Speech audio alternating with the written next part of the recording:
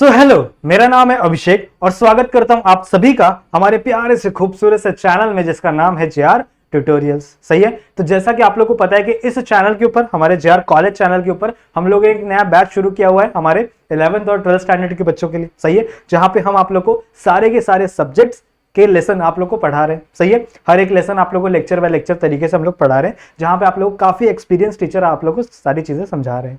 सही है। मैं आप लोग को पढ़ा रहा हूं बायोलॉजी एज अ सब्जेक्ट और हम लोग ने स्टार्ट कर दिया था हमारे 12th बायोलॉजी का, दैट इज 8th चैप्टर, जिसका नाम क्या है, रेस्पिरेशन एंड सर्कुलेशन। सही है। रेस्पिरेशन की बात ऑलरेडी हम लोग ने कर रखी है because it is the 8th lecture. सही है। 8वां लेक्चर है ये, तो बहुत सारे लेक्चर्स मैंने ऑलरेडी पहले बना रखे। सही है। जिन भी बच्चों ने नहीं देखा होगा जरूर से देख लेना पहले के लेक्चर्स। बहुत ही लेंदी लेसन है बट इंपॉर्टेंट भी बहुत है आपके एग्जाम पॉइंट ऑफ व्यू से, तो पूरा लेसन देखना जरूर से। सही है। हम लोग ने शुरू किया था बच्चों सर्कुलेशन वाला टॉपिक, और सर्कुलेशन में भी हम लोग ने हमारे सेल्स वाले टॉपिक को कंप्लीट कर दिया था। सही है। तो आज हम लोग बेसिकली हम हार्ट के साथ शुरू करेंगे। ठीक है। हार्ट के पहले भी एक छोटा सा टॉपिक हमारा रह गया था लास्ट वाले लेक्चर में, जो मैंने बताया था आप लोग को, दैट इज ब्लड क्लॉटिंग का। सही है। तो ब्लड आखिरकार क्लॉट कैसे होता है वो सारी चीजें भी आप लोग समझेंगे। ठीक है। उसके बाद हम लोग जाएंगे हमारे हार्ट वाले टॉपिक पे, और हार्ट के अंदर क्या क्या प्रेजेंट होता है क्या नहीं होता है वो सब कुछ समझेंगे, क्योंकि बहुत इंपॉर्टेंट टॉपिक है आपके एग्जाम पॉइंट ऑफ व्यू से। सही है। तो चलो स्टार्ट करते हैं आज का लेक्चर स्टार्ट करने से पहले आपको एक चीज बता दूं बच्चों, कि अगर आप लोग ने अभी तक हमारे जेआर ट्यूटोरियल्स एप्लीकेशन को डाउनलोड नहीं किया है प्ले स्टोर के ऊपर से, तो जाकर जरूर से डाउनलोड कर लेना। बहुत इंपॉर्टेंट एप्लीकेशन है। वहां पे मैं क्वेश्चन पेपर भी अपलोड करने वाला हूं। सही है। तो डाउनलोड कर लेना, अपने दोस्तों को भी रिकमेंड कर देना इस एप्लीकेशन को डाउनलोड करना। फ्री ऑफ कॉस्ट है, कोई भी पैसा नहीं लग रहा आप लोग को डाउनलोड करने में। सही है। प्ले स्टोर के ऊपर या फिर ऐप स्टोर के ऊपर आप सर्च कर सकते हो, वहां पे आप लोग को मिल जाएगी। वहीं अगर आप लोग ने मेरे इंस्टाग्राम पे मुझे मैसेज करना है, अगर आप लोगों को मुझसे कोई बातें करनी है, मुझसे कोई फीडबैक शेयर करना है, मुझसे कोई डाउट पूछना है, तो आप लोग आ सकते हो। ये मेरे इंस्टाग्राम का आईडी है। ठीक है। _Abhishek8983। यहाँ पे आप आके मुझसे बातें कर सकते हो। ठीक है। मुझे फॉलो कर सकते हो। काफी बच्चे वहां पे मुझसे बातें करते हैं, मुझसे अपने डाउट क्लियर करवाते हैं। तो अगर आपको भी कोई डाउट है बायोलॉजी में तो आप वहां पे आके मुझसे बातें कर सकते हो। क्लियर है। चलेगा। स्टार्ट करें। तो चलो स्टार्ट करते हैं आज का लेक्चर। मैंने आप लोगों को देखो लेक्चर स्टार्ट करते टाइम पे बताया था कि हम लोग क्या पढ़ रहे हैं। We are studying about circulatory system of humans. ठीक है। हम लोग ह्यूमंस के सर्कुलेटरी सिस्टम को पढ़ रहे हैं। सर्कुलेटरी सिस्टम मतलब क्या, मैंने आपको बताया था कि कोई भी चीजों को, थोड़ा सा बेसिक से स्टार्ट करते बच्चों, कि कोई भी चीजों को अगर आपको आपके बॉडी में ट्रांसपोर्ट करना है एक जगह से दूसरी जगह पे। सही है। अगर आपके बॉडी में चाहे वो ऑक्सीजन हो, चाहे वो ग्लूकोज हो, चाहे वो कोई भी हार्मोन है, चाहे वो कोई भी आयंस हो, अगर आपको आपके बॉडी में कोई भी चीज को ट्रांसपोर्ट करना है एक जगह से दूसरी जगह पे, तो आपको सर्कुलेटरी सिस्टम का हेल्प लेना पड़ेगा। सही है। मतलब आपके बॉडी में सर्कुलेटरी सिस्टम का फंक्शन क्या है, किसी भी चीज को ट्रांसपोर्ट करने का। सही है। कोई भी चीज को ट्रांसपोर्ट करने का फंक्शन किसका है, दैट इज सर्कुलेटरी सिस्टम का। अब हमारा जो सर्कुलेटरी सिस्टम है it is a closed type. इसका मतलब हमारे पास वेसल्स प्रेजेंट होंगी, हमारे पास कैपिलरीज होंगी, आर्टरीज होंगी, वेन्स होगी। तो 3 मेन कंपोनेंट है बच्चों हमारे ब्लड वेसल में। हम अपने ब्लड वेसल नहीं, हमारे सर्कुलेटरी सिस्टम के 3 मेन कंपोनेंट है। सबसे पहला है बच्चों हमारा हार्ट। एंड हमारा हार्ट कितने चेंबर का होता है, 4 चेंबर का होता है, 4 चेंबर का हमारा हार्ट होता है। सही है। फिर दूसरा है हमारे ब्लड वेसल्स। सही है। And the third one is our blood. तो ऑलमोस्ट ब्लड के बारे में हम लोग ऑलमोस्ट चीजें कर रखे, करी हुई है हम लोग ने। ब्लड को ऑलमोस्ट हम लोग ने पढ़ रखा है। सिर्फ एक लास्ट टॉपिक बचा हुआ है हमारा, that is blood clotting. Blood clotting कैसे होती है, क्या होती है, वो मैं आप लोगों को आज समझाऊंगा, और उसके बाद हम लोग जाएंगे हमारे हार्ट वाले टॉपिक पे। क्लियर है। तो वहां से हमारा ब्लड वाला टॉपिक कंप्लीट हो जाएगा आज के इस लेक्चर में। क्लियर है। और हम लोग ट्राई करेंगे कि आगे आने वाले 1-2 लेक्चर्स में इस लेसन को हम लोग खत्म कर दे। सही है। क्योंकि ऑलरेडी बहुत लेंदी हो गया, बहुत लंबा खिंच गया लेसन। सही है। तो चलो स्टार्ट करते हैं हमारा ब्लड क्लॉटिंग। देखो, अगर मैं बच्चों ब्लड क्लॉटिंग की बात करूं तो ब्लड क्लॉटिंग का मतलब क्या होता है आप लोग को ऑलरेडी पता हुआ। ठीक है। ब्लड क्लॉटिंग का मतलब क्या है, अगर आपको कभी भी चोट लग जाए, ठीक है, जो कि आप लोगों को लगी होगी बचपन में, जब आप यहां से वहां घूमते रहोगे, खेलते रहोगे, कूदते रहोगे, या फिर आप साइकिलिंग कर रहे हो, कुछ भी कर रहे हो, तो उस टाइम पे अगर आप गलती से भी गिरते हो तो आपको चोट लग जाती है। ठीक है। और चोट लगने के बाद वहां से ब्लड निकलना शुरू हो जाता है। आप लोग देखते हो ना कि यार मम्मी खून निकल रहा है यार। ठीक है। वहां से ब्लड निकलना शुरू हो जाता है। बट क्या वो ब्लड कंटिन्यू निकलता है क्या, 1 घंटे, आधे घंटे तक, ठीक है, 2-2 घंटे तक क्या आपका वहां से ब्लड निकलता रहता है?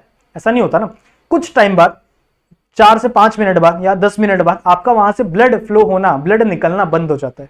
क्यों? क्योंकि आपके बॉडी ने क्या किया है, वहां का ब्लड क्लॉट कर दिया। ठीक है। वहां पे एक एरिया बना दिया जिसकी वजह से अब आपका ब्लड बाहर नहीं जा सकता। और ये बहुत अच्छी चीज है बच्चों।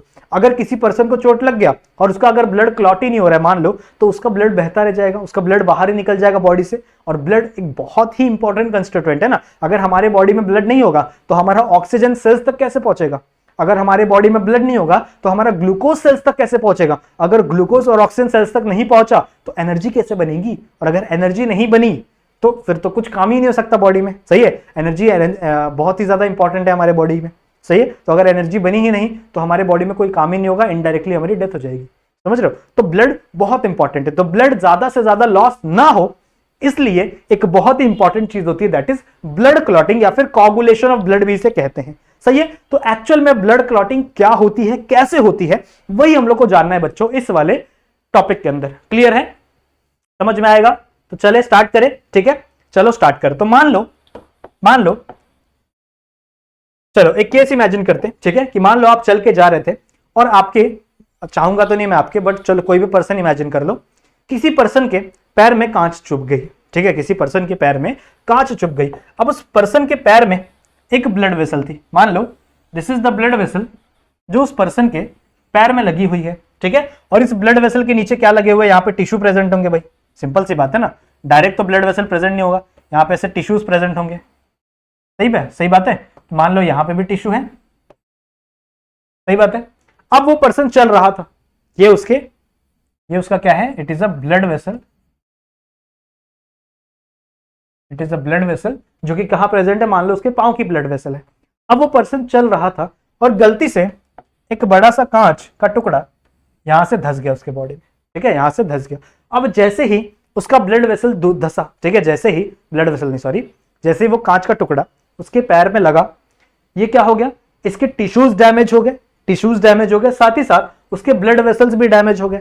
मतलब इतना एरिया ओपन हो गया। कैसे बनाया इसको, जैसे ही कांच यहां से धंसा, अब वो पर्सन क्या करेगा, कांच को यहां से रिमूव करेगा ना, क्योंकि भैया उसको दर्द हो रहा है।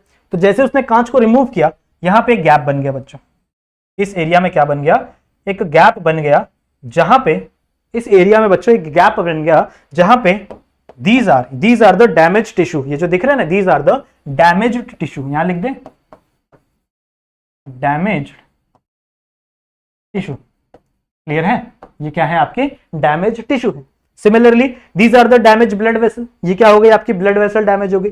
अब जैसे ही ऐसी कुछ कंडीशन होती है, यहां से बच्चों ब्लड लॉस होने लगता है, यहां से उस पर्सन का ब्लड गिरने लगता है बाहर। ठीक है, यहां से उस पर्सन का ब्लड बाहर गिरने लगता है। अब इस ब्लड को हमें क्लॉट करना है। ब्लड क्लॉट कैसे होगा, याद करो मैंने आप लोगों को पढ़ाया था लास्ट वाले लेक्चर में कि हमारे ब्लड में एक सेल प्रेजेंट होता है, सेल तो क्या नहीं कह सकते, सेल के छोटे छोटे टुकड़े प्रेजेंट होते हैं, मेगा कार्योनिस नाम का सेल होता है, वो आगे चल के उसके छोटे छोटे टुकड़े बन जाते हैं जिसे हम लोग प्लेटलेट्स बोलते हैं। सही है, तो देयर आर सम प्लेटलेट्स, ऐसे ऐसे इर्रेगुलर से शेप है बच्चों, इर्रेगुलर से शेप के कुछ प्लेटलेट्स हैं। एंड जैसे ही यहां पे आपका कट लगेगा, ठीक है, तुरंत वहां पे क्या आ जाएंगे, आपके प्लेटलेट्स आके लग जाएंगे, बना के लग जाएगा, आपके प्लेटलेट्स यहाँ पे आके लग जाएंगे। और वो चाहेंगे कि भैया हम इस ब्लड फ्लो को रोक दे। ठीक है, इस ब्लड फ्लो को रोक दे, जिसकी वजह से आपका ब्लड यहां से बाहर ना जा पाए। अब ये इतना सिंपल है क्या, नहीं, इतना सिंपल नहीं है। ऐसा नहीं कि यहीं पे प्लेटलेट्स आके लग गया और आपका ब्लड फ्लो बंद हो गया, ऐसा नहीं है। जैसे अगर आप लोग प्लेटलेट्स को देखोगे तो प्लेटलेट्स बच्चों छोटे छोटे टुकड़े हैं सेल्स के, इसका मतलब इनके बीच में भी तो गैप प्रेजेंट हो सकता है। यहाँ पे अगर आप देखो तो इनके बीच में भी तो गैप प्रेजेंट है, तो इन गैप से भी तो, यहां से भी तो ब्लड बाहर जा सकता है, यहां से भी तो ब्लड बाहर जा सकता है। तो अब हमें क्या करना है, इस गैप को फिल करना है। ध्यान से सुनेंगे, अब हमें क्या करना है बच्चों, इस गैप को फिल करना है, जिसकी वजह से यहां से ब्लड बाहर ना जाए। ठीक है, यहां से ब्लड बाहर ना जाए, समझ में आई बात। अब यहां से बच्चों कुछ प्रोटीन्स निकलना स्टार्ट होते हैं, किससे, आपके डैमेज प्लेटलेट से। ये प्लेटलेट भी डैमेज ही एक टाइप के, ठीक है। तो आपके इस प्लेटलेट से और ये आपके डैमेज टिश्यू से कुछ प्रोटीन्स निकलना स्टार्ट होते हैं। ध्यान से सुनेंगे, यहां से थोड़ी चीजें इंटरेस्टिंग होगी।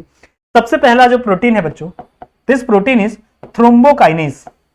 देखो कौन रिलीज कर रहा है इसको, प्लेटलेट से रिलीज कर रहे हैं। प्लेटलेट्स बच्चों एक प्रोटीन रिलीज करते हैं, ये मिटा देता हूं मैं। तो प्लेटलेट्स बच्चों एक प्रोटीन रिलीज करते हैं जिसको हम लोग कहते हैं थ्रोम्बोकाइनेज। सही है, थ्रोम्बोकाइनेज को ही प्रोथ्रोम्बिनेज भी बोलते हैं, प्रोथ्रोम्बिनेज भी कहते हैं। समझ में आई बात, ठीक है। तो ये समझ में आ गया क्या बोला मैंने, सबसे पहले आपके जो प्लेटलेट्स हैं, दीज आर द प्लेटलेट्स, लिख दें यहां पे, ध्यान से समझेंगे, ठीक है, ध्यान से समझना क्या बोल रहा हूं मैं। तो मैंने आपको बताया कि ये जो पर्सन है, इसको यहां से कोई भी कांच चुभ गया, जिसके वजह से यहां से आपका ब्लड फ्लो बाहर आने लगा, सही है। तो इस ब्लड फ्लो को रोकने के लिए आपकी बॉडी क्या क्या कर रही है वो हम लोग समझ रहे हैं। सबसे पहले क्या हुआ, यहाँ पे प्लेटलेट्स आके लग गए, सही है, प्लेटलेट्स आके लग गए। दीज आर द प्लेटलेट जो इन पोजीशन पे आके लग चुके हैं, बट ये इनफ नहीं है, ये जो प्लेटलेट्स हैं ये इनफ नहीं है, क्योंकि जो ब्लड है ये इनके बीच बीच से भी फ्लो हो जा रहा है, सही है। इनका जो ब्लड है ये इसके बीच बीच से भी, यहां से भी क्या हो जा रहा है, यहां से भी इसे फ्लो के नीचे चला जा रहा है, जिसकी वजह से आपका ब्लड फ्लो नहीं बंद हो रहा, सही बात है। तो दीज आर नॉट इनफ, जिसके वजह से नेक्स्ट स्टेप क्या होगा कि आपके ये जो प्लेटलेट्स हैं ये एक एंजाइम को, एक प्रोटीन को रिलीज करेंगे बच्चों, जिस प्रोटीन का नाम क्या है, थ्रोम्बोकाइनेज, जिसका नाम क्या है बच्चों, थ्रोम्बोकाइनेज, या फिर आप इसे ही कह सकते हो प्रोथ्रोम्बिनेज।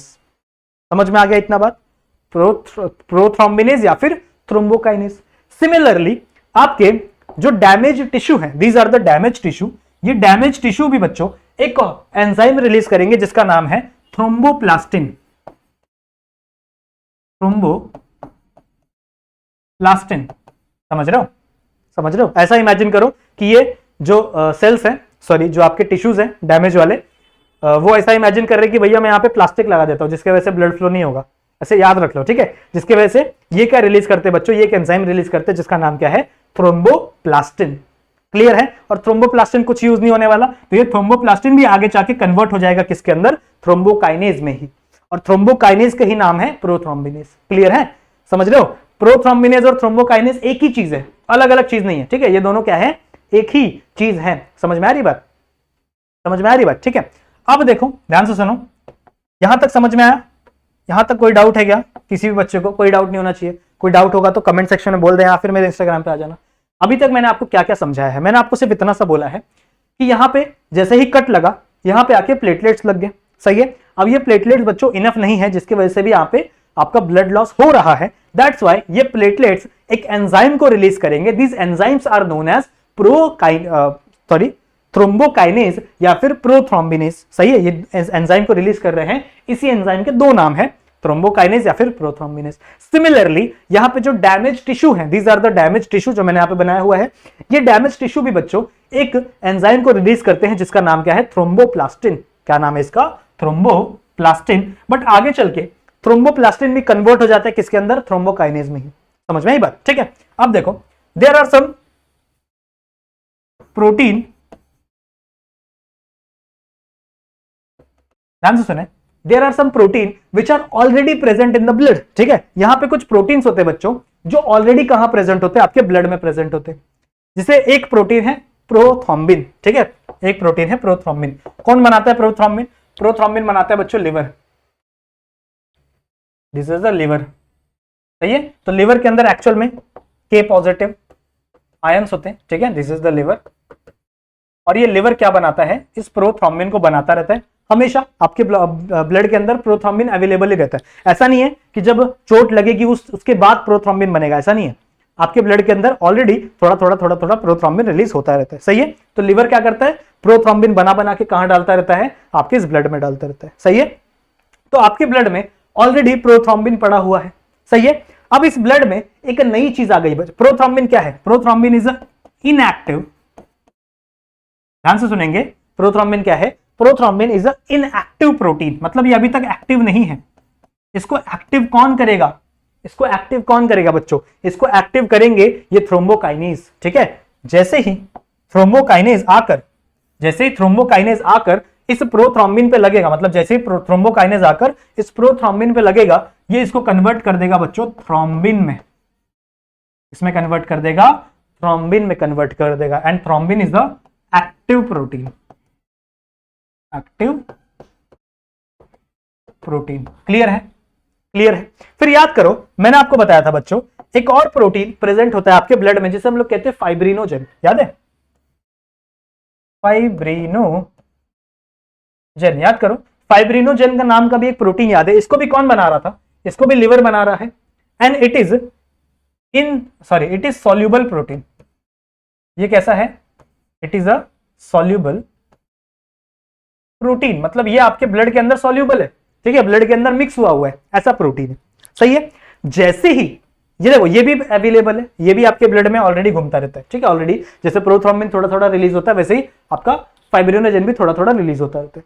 लेकिन जैसे ही आपके ब्लड में थ्रोम्बिन बनता है, जैसे आपके ब्लड में थ्रोम्बिन बनता है, ये थ्रोम्बिन क्या करेगा, ये थ्रोम्बिन बच्चों जाके लग जाएगा किसके ऊपर, फाइब्रिनोजेन पे, और फाइब्रिनोजेन को कन्वर्ट कर देगा फाइब्रिन में, इसमें कन्वर्ट कर देगा बच्चों फाइब्रिन में। ध्यान से सुनेंगे, जितनी भी चीजें मैं बोल रहा हूं, जितनी भी चीजें मैं बोल रहा हूं ध्यान से सुनेंगे। इस फाइब्रिनोजेन कन्वर्ट हो जाएगा किसके अंदर, फाइब्रिन में, in with the presence of thrombin, सही है। And fibrin is a insoluble protein, मतलब इनसॉल्युबल नहीं होता, प्रोटीन लिखना है भाई, प्रॉब्लम क्यों लिख रहा हूं, प्रोटीन, ठीक है। और इसके ना धागे धागे होते हैं, जो फाइब्रिन है ना, इसके ना ऐसे छोटे छोटे पतले पतले धागे होते हैं, ऐसे पतले पतले धागे प्रेजेंट होते हैं। तो ये फाइब्रिन जाके यहाँ पे लग जाएगा, ये जो यहाँ पे ऐसे छोटे छोटे धागे लग जाएंगे, जिसकी वजह से अब आपका ब्लड लॉस नहीं होगा, समझ रहे हो। तो ये पूरा का पूरा प्रोसेस है आपके ब्लड क्लॉटिंग का। ध्यान से सुनो, वापस सुनो मैंने क्या बताया, ध्यान से सुनेंगे सब समझ में आएगा। क्या बोला मैंने कि ये एक ब्लड वेसल है, ये वाली क्या है आपकी, एक ब्लड वेसल है, सही है। और ये ब्लड वेसल कौन सी है, जहां पे आपका कोई कट लगने वाला है। मैंने आपको एग्जांपल दिया कि कोई पर्सन है, जिस पर्सन के पैर में कोई कांच चुभ गया, सही है। जैसे ही कांच चुभा, यहां पे एक गैप क्रिएट हो गया, जिसकी वजह से आपके टिश्यूज डैमेज हो गए और आपकी ब्लड वेसल भी डैमेज हो गई, सही है। आपके टिश्यूज डैमेज हो गए और आपकी ब्लड वेसल भी डैमेज हो गई। जैसे ही ये टिश्यू डैमेज हुआ बच्चों और ब्लड वेसल डैमेज हुआ, यहां से आपका ब्लड गिरने लगा बाहर, सही है, ब्लड बाहर गिरने लगा।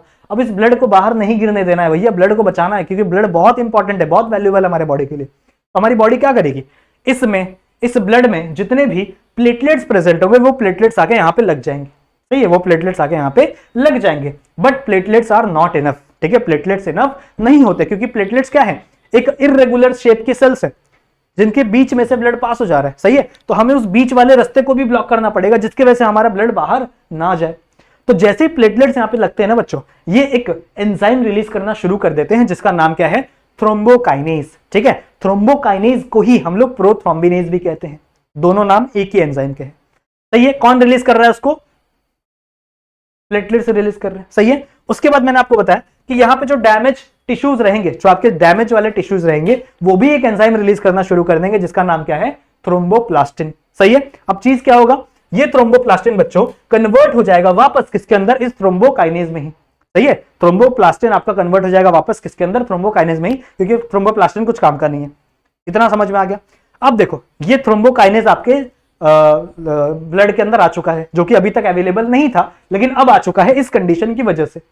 अब आपके ब्लड में दो प्रोटीन पहले से अवेलेबल थे, जिनको कौन बनाता है, लिवर बनाता है। कौन कौन से प्रोटीन है, एक आपका फाइब्रिनोजेन और एक आपका प्रोथ्रोम्बिन, सही है। जैसे ही प्रोथ्रोम्बिन के ऊपर ये थ्रोम्बोकाइनेज लगता है, ध्यान से सुनेंगे, जैसे अभी तक थ्रोम्बोकाइनेज नहीं था ब्लड वेसल के अंदर, लेकिन जैसे थ्रोम्बोकाइनेज बना बिकॉज ऑफ दिस सिचुएशन, तो ये थ्रोम्बोकाइनेज जाके बच्चों लग जाता है प्रोथ्रोम्बिन के ऊपर, और जिसके वजह से आपका क्या बन जाता है, ये प्रोथ्रोम्बिन किस में कन्वर्ट हो जाता है बच्चों, थ्रोम्बिन में कन्वर्ट हो जाता है। Prothrombin is a inactive protein and thrombin is a active protein, सही बात है। अब जैसे ही थ्रोम्बिन बना, थ्रोम्बिन का फंक्शन क्या है, ये थ्रोम्बिन फाइब्रिनोजेन को कन्वर्ट कर देता है फाइब्रिन में, समझ रहे हो, ये थ्रोम्बिन कन्वर्ट कर देता है फाइब्रिनोजेन को फाइब्रिन में। फाइब्रिनोजेन क्या है, एक सॉल्युबल प्रोटीन था, जो ब्लड के अंदर सॉल्युबल था, बट फाइब्रिन क्या है, it is a insoluble protein, जिनके कुछ ऐसे ऐसे धागे धागे हम लोग को देखने के लिए मिलते हैं। और ये धागे धागे कहां लग जाते हैं, जो बीच बीच की स्पेस खाली थी ना, गैप खाली थी, जिसके अंदर से ब्लड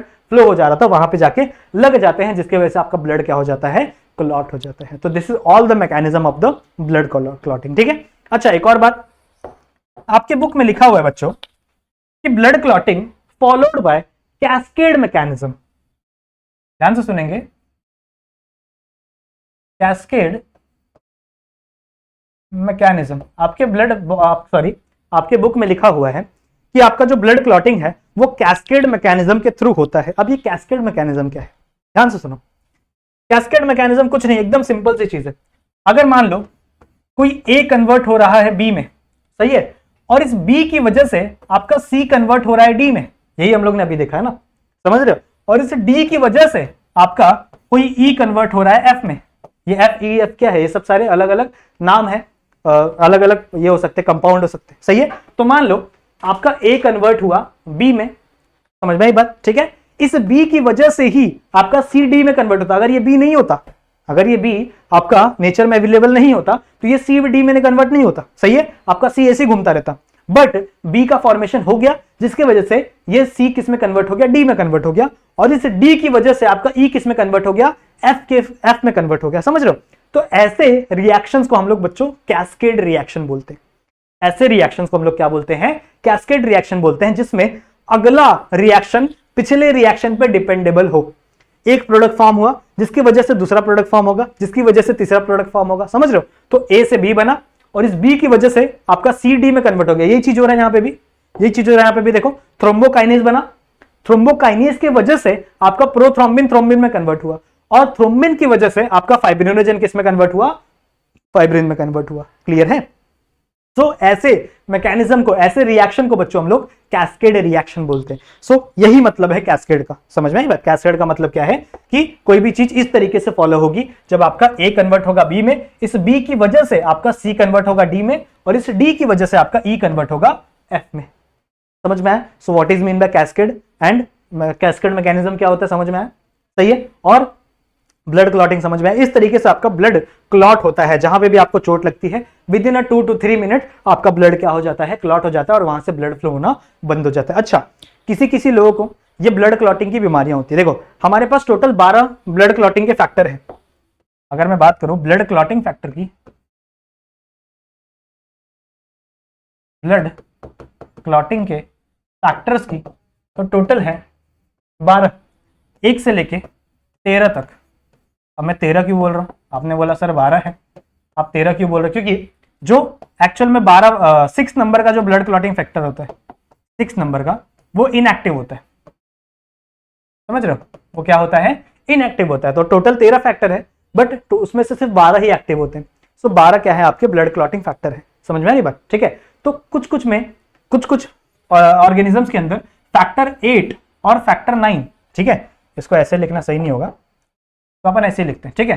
फैक्टर 8 एंड फैक्टर 9 दो फैक्टर हैं जो उनकी बॉडी में बनना बंद हो जाता है।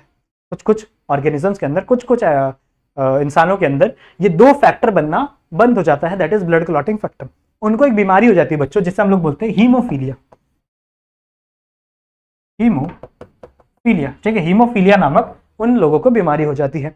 ये जो हीमोफीलिया बीमारी है, ये जेनेटिक डिसऑर्डर है। ये एक जनरेशन से दूसरे जनरेशन फ्लो होती है। मान लो अगर किसी एक पर्सन को, किसी एक बंदे को ये बीमारी है, तो आगे चल के उसके पोते के अंदर ये बीमारी होती है। याद करो, मैंने आप लोगों को 3rd लेसन में पढ़ाया था, समझ रहे हो, कि किसी ग्रैंड फादर के थ्रू उसके सन के अंदर ट्रांसफर होती है थ्रू हिज डॉटर। ये बीमारी ट्रैवल होती है, जिसे हम लोग जेनेटिक डिसऑर्डर बोलते हैं। सही है। इस बीमारी में होता क्या है कि आपका ब्लड क्लॉट ही नहीं होता। अगर आपको चोट लग गई तो उस कंडीशन में आपका ब्लड क्लॉट ही नहीं होगा, आपके बॉडी से जो ब्लड है वो फ्लो होता ही रहेगा। समझ रहे हो। So it is a disorder जिसको हम लोग हीमोफीलिया बोलते हैं। समझ में आई बात। आई होप आप लोगों को इतनी चीजें समझ में आई होंगी। तो चलो आ जाओ, बढ़ते हैं हमारे नेक्स्ट टॉपिक पे, दैट इज हमारे हार्ट पे। सही है।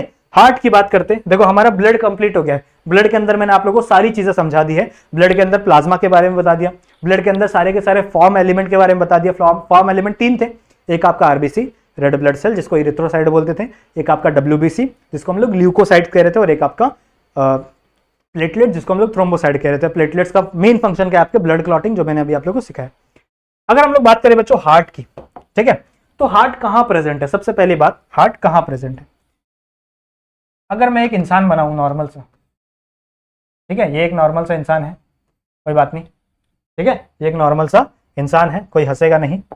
अब ध्यान से देखेंगे, इस पर्सन की जो बॉडी है वो अंदर से ड्रम की तरह खाली होता है। हम लोग को पता नहीं कि ये पूरी जो बॉडी होती है वो ड्रम की तरह खाली होती है अंदर से।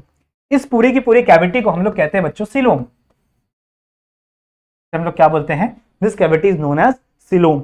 सही है। अब आपकी सीलोम जो है, बॉडी कैविटी, सीलोम मतलब क्या, बॉडी कैविटी ना, coelom is nothing but body cavity. अब ये जो आपकी बॉडी कैविटी है बच्चों, ये 2 पार्ट में डिवाइडेड है बिकॉज ऑफ डायफ्राम। यहां पे सेंटर में एक डायफ्राम प्रेजेंट होता है, पता है आप लोग को, सेंटर में एक डायफ्राम प्रेजेंट होता है, जिसके वजह से आपकी ये जो बॉडी कैविटी है ये 2 पार्ट में डिवाइडेड है। सही है। जो नीचे वाली बॉडी कैविटी, ये मैंने आप लोग को काफी बार बताया हुआ है, ये जो नीचे वाली बॉडी कैविटी है, दिस इज एब्डोमिनल कैविटी, सही है, जहां पे आपका स्टमक प्रेजेंट होगा, जहां पे आपके स्मॉल इंटेस्टाइन, लार्ज इंटेस्टाइन, बहुत सारी चीजें आपके एब्डोमिनल कैविटी में प्रेजेंट होंगी। सही है, और ये जो ऊपर वाला हिस्सा है, this part is known as thoracic cavity. Thoracic cavity जहां पे आपके लंग्स प्रेजेंट होते हैं, ठीक है, जहां पे आपका हार्ट प्रेजेंट होगा, अभी हम लोग समझेंगे। सही है, अब मैंने आपको समझाया हुआ है बच्चों पहले भी, इसको मिटा देते, ध्यान से देखो, मैंने आपको समझाया हुआ है कि इसी थोरैसिक कैविटी में हमारा लंग्स सिचुएटेड है। तो मान लो दिस इज अवर लंग्स, ये आपका क्या है, लंग्स है, और ये लंग्स कहाँ सिचुएटेड है, आपके थोरैसिक कैविटी में। सही है, थोरैसिक कैविटी के अंदर एक रिब केज होता है, मैंने आपको बताया हुआ है, रिब केज होता है जिसके अंदर क्या प्रेजेंट है, आपका थोरैसिक कैविटी प्रेजेंट है। तो थोरैसिक कैविटी के अंदर भी, थोरैसिक कैविटी के अंदर क्या प्रेजेंट है आपका, दैट इज आपका रिब केज प्रेजेंट है। तो रिब केज के अंदर की जो कैविटी होती है ना बच्चों, उसे हम लोग कहते हैं मीडियास्टेनम। ध्यान से सुनेंगे, इसको मिटा देता हूं मैं, इसको मिटा देता हूं। मान लो this are the two lungs, ठीक है, ये आपके दो लंग्स हैं, तो लंग्स के बीच में भी एक कैविटी प्रेजेंट है, इस कैविटी को बच्चों हम लोग कहते हैं मीडियास्टेनम। ठीक है ना, ये वाली कैविटी, ध्यान से देखो, ये वाली कैविटी, समझ रहे हो, this cavity is known as mediastinum. ये है आपका मीडियास्टेनम कैविटी, दिख रहा है।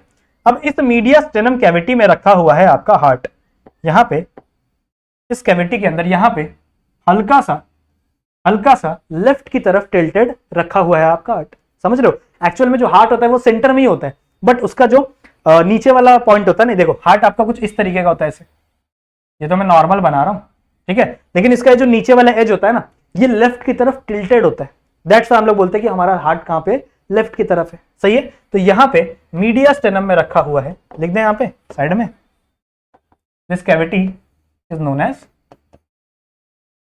मीडियास्टेनम। ठीक है, तो मीडियास्टेनम में आपका हार्ट प्रेजेंट है। हार्ट क्या होता है, ब्राउन कलर का एक ऑर्गन है, ठीक है।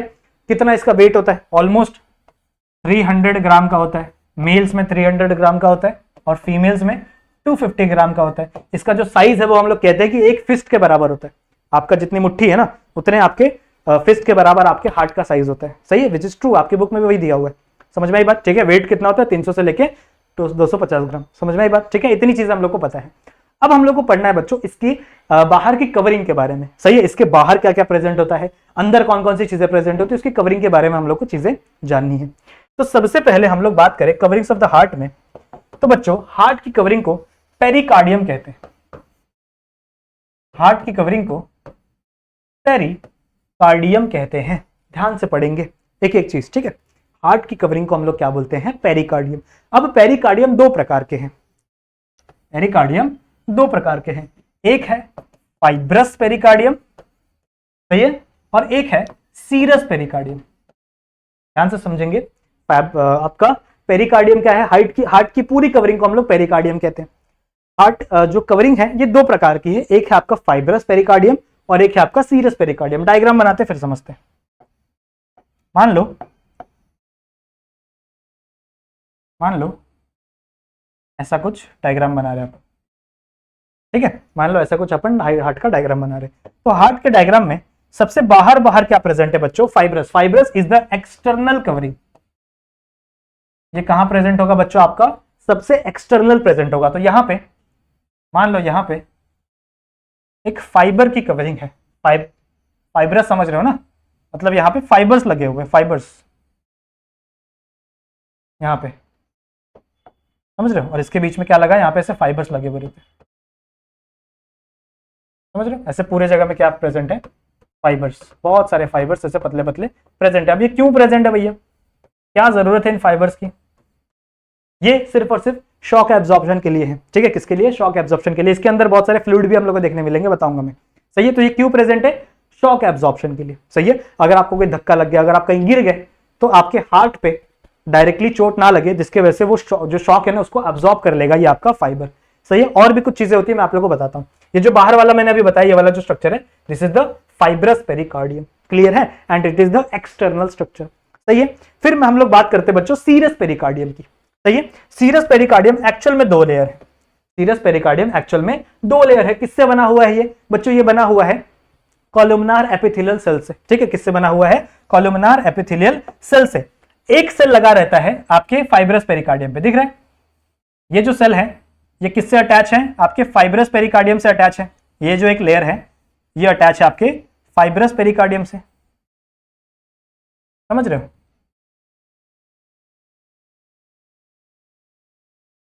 समझ रहे हो? ठीक है। और एक अटैच होती है आपके डायरेक्ट हार्ट से, समझ रहे हो? एक अटैच होती है कहां पे? आपके हार्ट से। तो ये दो टाइप्स होते हैं आपके सीरस पेरिकार्डियम के। सीरस पेरिकार्डियम भी आगे चल के दो टाइप्स में डिवाइड होता है, समझ रहे हो? ऐसे कुछ इस तरीके से, कुछ इस तरीके से, सही है। तो बाहर वाला आपका फाइब्रस पेरिकार्डियम और अंदर आपके सीरस पेरिकार्डियम। सीरस पेरिकार्डियम की दो लेयर है, दोनों किससे बनी हुई है बच्चों? दोनों एपिथेलियल टिश्यू से बनी हुई है। दिख रहा है? ये आपकी जो येलो कलर की है ये भी क्या है? Serous pericardium. और एक आपकी जो आपको ऑरेंज कलर की दिख रही है, this is also that is your serous pericardium. ठीक है, तो दोनों सीरस पेरिकार्डियम है, सही है। एक कहां पे लगा हुआ है? इस फाइब्रस पे लगा हुआ है। तो जो सीरस पेरिकार्डियम फाइब्रस से अटैच होता है बच्चों, ध्यान से सुनना, जो सीरस पेरिकार्डियम बच्चों फाइब्रस से अटैच होता है उसे हम लोग कहते हैं पेराइटल सीरस पेरिकार्डियम। उसे हम लोग क्या कहेंगे? It is a parietal serous pericardium. Clear है? समझ में आ रही है बात? ठीक है, आई होप आप लोगों को इतनी चीजें समझ में आ रही होंगी। सो इसको हम लोग क्या बोलते हैं? It is a parietal serous pericardium, बाहर वाली। और जो अंदर है ये वाली जो ऑरेंज कलर से बनी हुई है, इट इज अ विसीरल। इसे हम लोग क्या बोलेंगे? It is a visceral serous. Serious लिख दिया हूं मैं यहाँ पे, सीरियस मत लिखना मेरी तरह, ठीक है? सीरियस लिखना, आई मत लगा देना, सीरस, ठीक है। एंड इट इज ऑल्सो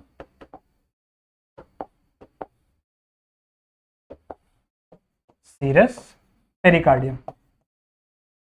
समझ में आई बात? समझ में आई बात? इतनी बातें समझ में आ गई? तो मैंने आपको क्या क्या बताया? मैंने आपको बताया कि जो हार्ट की कवरिंग है बच्चों उसे पेरिकार्डियम कहते हैं। पेरिकार्डियम दो प्रकार की है, एक फाइब्रस पेरिकार्डियम और एक सीरस पेरिकार्डियम, ठीक है। फाइब्रस पेरिकार्डियम बाहर प्रेजेंट होगी और इसके अंदर क्या प्रेजेंट होगा? आपके फाइबर प्रेजेंट होंगे, सही है। This is the fibrous pericardium, मोटी सी लेयर है, सही है। फिर उसके बाद है बच्चों serous pericardium. Serous pericardium actual में दो लेयर है, एक सीरस पेरिकार्डियम आपके फाइब्रस से अटैच है और एक सीरस पेरिकार्डियम आपके हार्ट से अटैच है, ठीक है। जो फाइब्रस से अटैच है, जो बाहर साइड प्रेजेंट है, उसे हम लोग क्या बोलते हैं? Parietal serous pericardium. और जो अंदर अटैच है, आपके हार्ट से अटैच है, देखो सारे ऑर्गन को हम लोग विसिरल ऑर्गन बोलते हैं। याद है आप लोगों ने लोअर स्टैंडर्ड में पढ़ा होगा कि हमारे बॉडी के जितने भी ऑर्गन्स है, दिस ऑर्गन्स आर विसिरल ऑर्गन, सही है। तो जो सीरस पेरिकार्डियम आपके हार्ट पे लगी हुई है, this serous pericardium is known as visceral serous pericardium. Clear है? कंफ्यूज नहीं हो रहा है ना? कंफ्यूज नहीं हो रहा है ना? ठीक है। तो यहां से हम लोग क्या पता चला कि आपके सीरस के भी दो टाइप है, एक पेराइटल और एक विसिरल। क्लियर है? नीचे लिख दिया मैंने, समझ में आई बात? ठीक है। यहां से हम लोग को पता चला कि सीरस के भी दो प्रकार है, एक आपके पेराइटल और एक आपके विसिरल। अब आप लोग को देखने के लिए मिल रहा होगा बच्चों, अब आप लोग को एक चीज देखने के लिए मिल रही होगी कि इस पेराइटल सीरस पेरिकार्डियम और विसिरल सीरस पेरिकार्डियम के बीच में गैप है, दिख रहा है? यहां पे थोड़ा सा खाली स्पेस प्रेजेंट है, दिख रहा है ये वाला खाली space?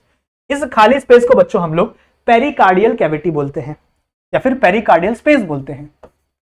It is a pericardial space समझते हो ना, खाली जगह, सही है। तो पेरिकार्डियल स्पेस क्या है? Pericardial space is the space between the parietal serous pericardium and visceral serous pericardium, ठीक है। इन दोनों के बीच का स्पेस है, उसे हम लोग क्या बोलते हैं? दैट इज आपका पेरिकार्डियल स्पेस बोलते हैं, ठीक है। और इस स्पेस के अंदर बच्चों ये जो खाली स्पेस है, ये ऐसे खाली नहीं है, इसके अंदर एक्चुअल में एक लिक्विड भरा हुआ है। जो खाली स्पेस आपको दिख रहा है ना, एक्चुअल में खाली नहीं है, इस खाली स्पेस में बच्चों एक लिक्विड भरा हुआ है, लिक्विड, समझ रहे हो? बना दो थोड़ा सा, यहां पे दिख रहा है? दिख रहा है? ठीक है। सो इसके अंदर बच्चों एक लिक्विड भरा हुआ है, this liquid is known as pericardial fluid.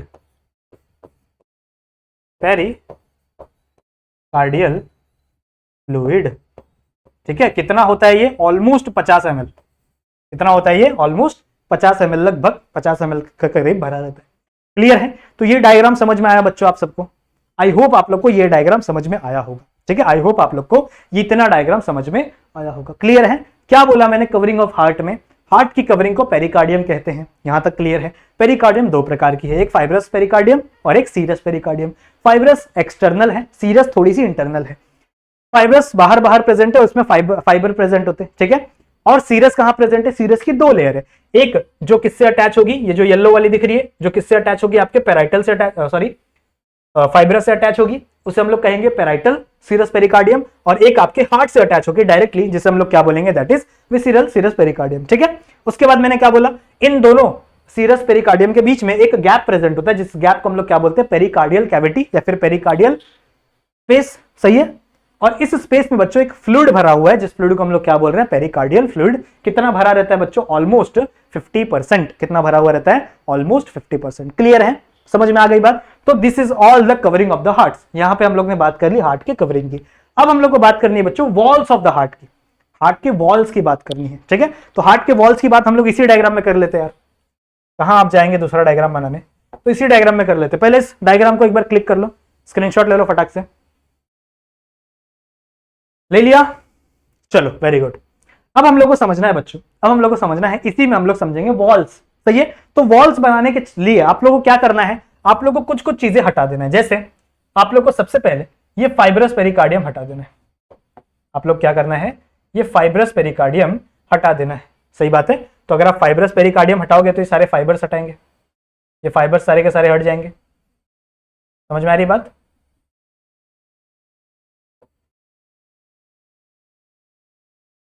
ठीक है, ये फाइबर हट गए। उसके बाद आप लोग को बच्चों ये पेराइटल पेरिकार्डियल हटानी है, समझ रहे हो? This is the parietal pericardial. जब आप इसको हटाओगे उसके बाद ये आपका क्या है? लिक्विड वाला पार्ट। एक ही साथ उड़ गया ये तो, चलो कोई बात नहीं, चलो कोई बात नहीं, इसको मैं ऐसे हटा देता हूं, सही है। ये आपका क्या था? दैट इज पेराइटल पेरिकार्डियल, सही है, पेराइटल पेरिकार्डियल। और आपको ये लिक्विड हटा देना है, तो ये आपका लिक्विड हट गया। अब बचा क्या है? अब यहाँ पे आप लोग को देखने मिल रहा होगा, यहाँ पे कुछ चीजें बची हुई है बच्चों, जैसे विसीरल पेरिकार्डियल बचा हुआ है, ठीक है। This is the visceral pericardial. Actual में विसीरल पेरिकार्डियल हार्ट से इतना ज्यादा चिपका हुआ रहता है ना कि हम उसे वॉल में भी कंसिडर कर लेते हैं, समझ रहे हो? इसको हम लोग वॉल में भी कंसिडर कर लेते हैं, समझ में आ रही बात? ठीक है, तो ये आपका वॉल भी कंसिडर होगा। तो ये जो आपका विसीरल पेरिकार्डियल है, इसी को ही हम लोग एपिकार्डियम कहते हैं। इसी को ही हम लोग क्या बोलते हैं बच्चों? एपिकार्डियम कहते हैं। सो यहां कहीं लिख लेना, दिस इज द विसीरल पेरिकार्डियम, और इसी को ही हम लोग बच्चों एपिकार्डियम कहते हैं। और एपिकार्डियम वॉल्स में आएगा, ठीक है, कवरिंग में नहीं आएगा, वॉल्स में आएगा। हार्ट की वॉल्स की बात हो रही है, सही है। फिर इसके बाद बच्चों हम लोग को पता है कि हमारा जो हार्ट है वो 4 चेंबर का है। तो एक चेंबर यहां, एक चेंबर यहां, सही बात है। यहां पे इसी कलर से बना देते हैं, एक चेंबर यहां और एक चेंबर यहां, समझ रहे हो? तो आपका जो हार्ट है वो 4 चेंबर से बना हुआ है।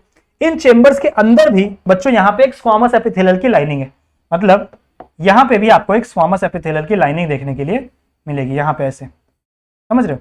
तो अंदर भी लाइनिंग है और बाहर भी लाइनिंग है, सब में देखने के लिए मिलेगी, है इनमें भी देखने के लिए मिलेगी, सब में, सारे के सारे अंदर यहाँ पे आपको स्क्वामस एपिथेलियल की एक पतली सी लाइन देखने के लिए मिलेगी, समझ रहे हो? इसमें बना ले,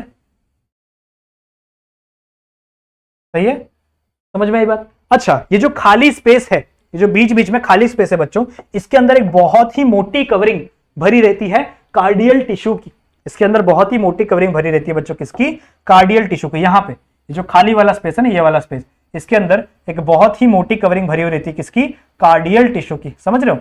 ये बहुत ही मोटी कवरिंग होती है और इसके वजह से ही आपका हार्ट पंप हो पाता है, समझ रहे हो? इसके वजह से ही आपका जो हार्ट है वो पंप हो सकता है, समझ में आई बात?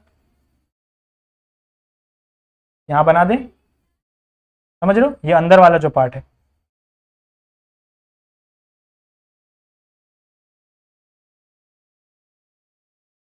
समझा? समझा? ठीक है, यहां तक डायग्राम समझा? तो डायग्राम से हमको क्या समझ में आया बच्चों कि सबसे बाहर वाली कवरिंग को हम लोग एपिकार्डियम बोलेंगे, that is nothing but your visceral pericardial, सही है। उसके बाद ये जो सबसे अंदर वाली कवरिंग दिख रही है, जो सबसे अंदर वाली कवरिंग दिख रही है बच्चों, इसे हम लोग एंडोकार्डियम बोलते हैं। जो सबसे अंदर है, सबसे अंदर वाली क्या है? एंडोकार्डियम। एंडो मतलब अंदर, एपी मतलब बाहर, एपी मतलब बाहर, एंडो मतलब अंदर, और ये जो बीच की सबसे मोटी वाली कवरिंग है this is myocardium, this is myocardium. So ये तीनों के तीनों आते हैं किसके अंदर, आपके वॉल्स ऑफ द हार्ट में, ठीक है, या फिर हार्ट वॉल्स की बात कर लो। हार्ट वॉल्स में आपके ये तीन आपके वॉल्स देखने के लिए मिलते हैं, एक आपके एपिकार्डियम, एक आपके मायोकार्डियम और एक आपके दैट इज एंडोकार्डियम।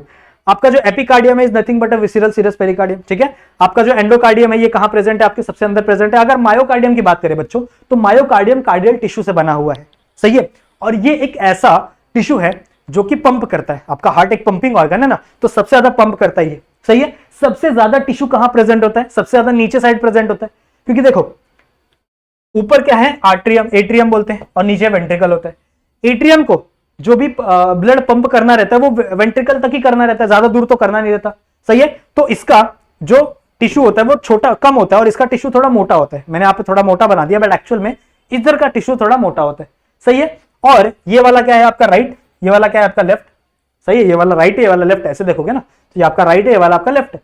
तो जो राइट एट्रियम है बच्चों, सॉरी राइट वेंट्रिकल है, उसमें थोड़ा सा हम लोग बोल सकते हैं टिश्यू कम होते हैं, इसका टिश्यू थोड़े से कम होते हैं। क्यों, एज कंपेयर टू दिस, क्यों, क्योंकि इसको पंप करना है कहां तक, लंग्स तक। लंग्स तो भैया बाजू में ही रखे, समझ रहे हो, लंग्स तो बाजू में ही रखे, तो इसको ज्यादा दूर तक पंप नहीं करना ना। पंप ज्यादा मेहनत किसको करना है, इस लेफ्ट वाले को, ये जो लेफ्ट वाला है ना इसको ज्यादा मेहनत करना है, समझ लो। तो इसके टिश्यू सबसे ज्यादा मोटे रहेंगे क्योंकि इसको पंप करके पूरे बॉडी में ब्लड पहुंचाना है, समझ रहे हो। तो सबसे ज्यादा मायोकार्डियम किसके पास रहेगा, आपके लेफ्ट वेंट्रिकल के पास, आपके किसके, लेफ्ट वेंट्रिकल के पास। क्लियर है।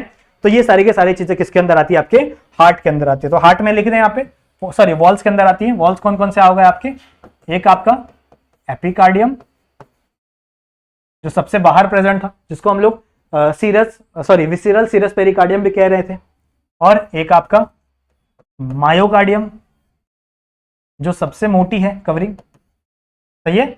और थर्ड क्या है आपका, दैट इज एंडोकार्डियम, क्लियर है, जो सबसे अंदर प्रेजेंट है। ये भी स्क्वामस एपिथेलियल सेल है, ये भी स्क्वामस एपिथेलियल सेल, क्लियर है। और ये बीच में क्या है आपके मसल है, this is the muscle, cardiac muscle, ठीक है, समझ में आई। ये कार्डियल मसल से बना है, ये स्क्वामस एपिथेलियल सेल से बने, समझ में आई बात, ठीक है। सो आई होप आप लोग को यहां तक चीजें समझ में आ गई होंगी। वॉल्स के बारे में, हार्ट के वॉल्स के बारे में आप लोग ने हर एक चीज समझ ली होगी, समझ में आई बात। जो ब्लड क्लॉटिंग हम लोग ने सीख ली और हार्ट के बारे में हम लोग ने बहुत सारी बातें कर ली। नेक्स्ट लेक्चर से बच्चों हम लोग ट्राई करेंगे एक्सटर्नल स्ट्रक्चर और इंटरनल स्ट्रक्चर खत्म करने का, और एक लेक्चर में हम लोग चाहेंगे कि इस लेसन को हम लोग खत्म कर दे, सही है, क्योंकि ऑलरेडी बहुत ज्यादा खिंच गया, 8 लेक्चर हो गए इस लेसन को, सही है। तो हम लोग चाहेंगे कि इस लेसन को और जल्दी हम लोग खत्म करें, सही है। तो आई होप आप लोग को आज के इस लेक्चर में बहुत मजा आया होगा, बहुत सारी नई नई चीजें सीखने के लिए मिली होंगी। सो क्या करना है आप लोग को, लाइक वीडियो दबाना है, ठीक है, सॉरी लाइक वीडियो नहीं, लाइक का बटन दबाना है सब लोग को, ठीक है। लाइक का बटन सारे के सारे बच्चे दबाएंगे, कोई भी बिना दबाए नहीं भागेगा। साथ ही साथ अगर आप लोगों ने सब्सक्राइब नहीं किया है तो सब्सक्राइब जरूर से कर देना, चैनल पे नया हो सब्सक्राइब जरूर से कर दो यार, क्या जाता है आप लोगों को सब्सक्राइब करने में, फ्री है, सही है।